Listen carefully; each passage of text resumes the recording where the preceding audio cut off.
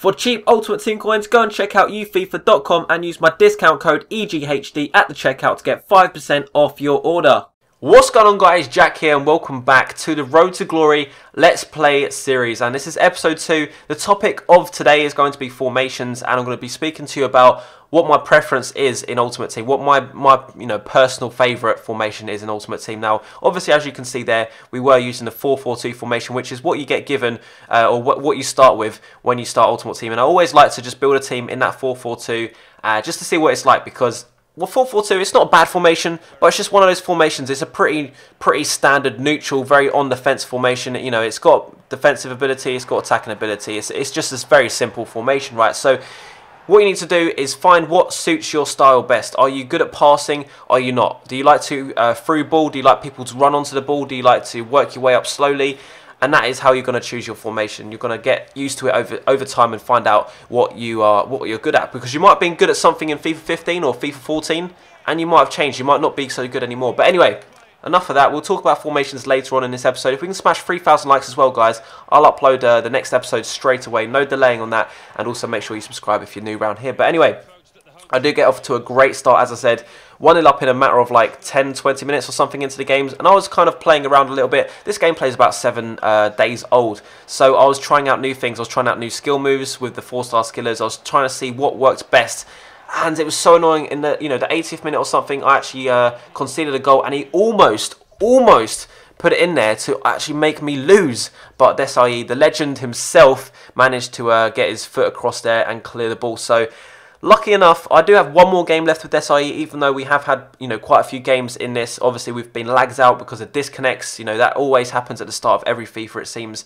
Very, very frustrating. I've got, a few DNFs and a few losses on my account, which I shouldn't already. I think my record at this point in time, as you're watching this video, is about 2-1-2 or something on the wins, draws, and losses. But it shows up as like 1-2-3 or something like that. But basically, my losses aren't as big as it says, and I think pretty much every Ultimate Team player has that at the moment. But we're going to the next game. Didn't need to change anything. We have one more contract with Desai, so I knew after this game I need to be getting a new centre-back. No matter what formation we're going to be playing, we always have at least 2 centre-backs in our team, right? So I needed a new centre-back to replace Desai. So I was thinking of some players as I was playing this game that were non-rare, pretty cheap, and we did go up in the 41st minute. This is one of those scenarios, guys, that you'll get in FIFA 16 where you have that, it feels like not a one-on-one chance, but a very clear-cut chance. But it just doesn't feel as like you're going to score as often. And what I'd recommend is if there is a pass open, just pass it, man. Don't feel like you can't tramp it or you can't sweat it. Don't worry about those phrases. If you're playing your mate, obviously, and you're like, yeah, let's not sweat it, let's not tramp it or whatever phrase you want to use, don't do it. But obviously, if you're playing online, just do it, because it's actually a lot harder to score those kind of opportunities in this FIFA. But 62nd minute, I go for a back post cross with Rondon, something that you didn't really see too much in the FIFA 15. They've really nerfed it in FIFA 15, the heading and crossing. But this year, it's not overpowered. It's just back to the way I think it should be.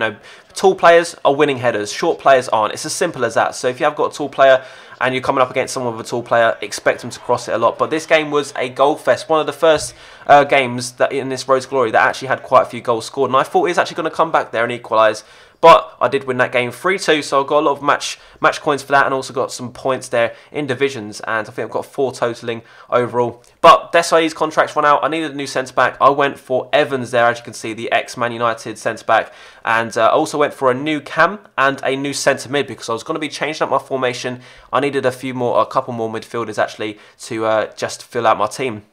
And I was searching for Herrera for about 2,600, 2,700 coins. They were on the market, but I was sure, he's only a non-rare player. He's only 81 rated, sorry. So I was thinking, if someone packs him, they're just going to list him up very soon. One popped up for 2,300. It wasn't the cheapest. I think I could have got cheaper, but I just bought it straight away and stuck him straight in the team. And we are now using the 4-3-1-2 formation. It was my favourite formation in FIFA 15, and it is soon to become my favourite formation in FIFA 16 as well. I'm actually liking 4-3-3 because I like to use fast players out on the wing, and obviously your faster players generally seem to be out on the wing. You have more choice to use out on the wing. But 4-3-1-2, if you are struggling with your defence and your midfield in FIFA 16, I recommend giving 4-3-1-2 a go, because the players are nice and compact.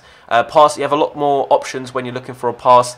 And I want to talk to you a little bit about when receiving the ball around that area we was just in there with Daily Blins. That was a poor shot. I didn't realise he was facing the other way when I actually pressed the button to shoot.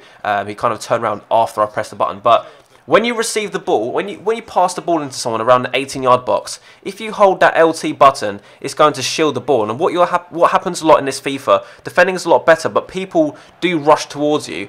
And if you're holding LT, it will shield the ball, and people will actually almost like skim past you if they're very, like, you know, aggressive on the defensive side of things. So try that out. You'll see it more in more upcoming episodes, and I'll give you some more tips as it goes on because we're running out of time in this episode. But we actually went 1-0 down here. De Gea did a fantastic save, and that's also something else I want to talk about. Goalkeepers, we'll get into that. Oh my God, there's so many things to talk about. Don't have enough time in this episode, but we are going into the 85th minute now, and I was so close to getting this back to an equaliser. I had a couple of great opportunities, didn't quite get it back though. I lost that game. Not the greatest of starts of my, out of all my Road to Glories I've ever done on YouTube, but I am new. This is quite old gameplay. I'm going to be better and get more wins under my belt. But I want you guys to let me know which players you think I should be adding to my squad. So this is my current squad at the moment. Obviously, I want to add only cheap players, players that I can afford. Obviously, nothing over 5,000 coins roughly. But yeah, hopefully you have enjoyed this episode. If you have, drop a like. Make sure you subscribe, and I will see you guys later. Bye-bye.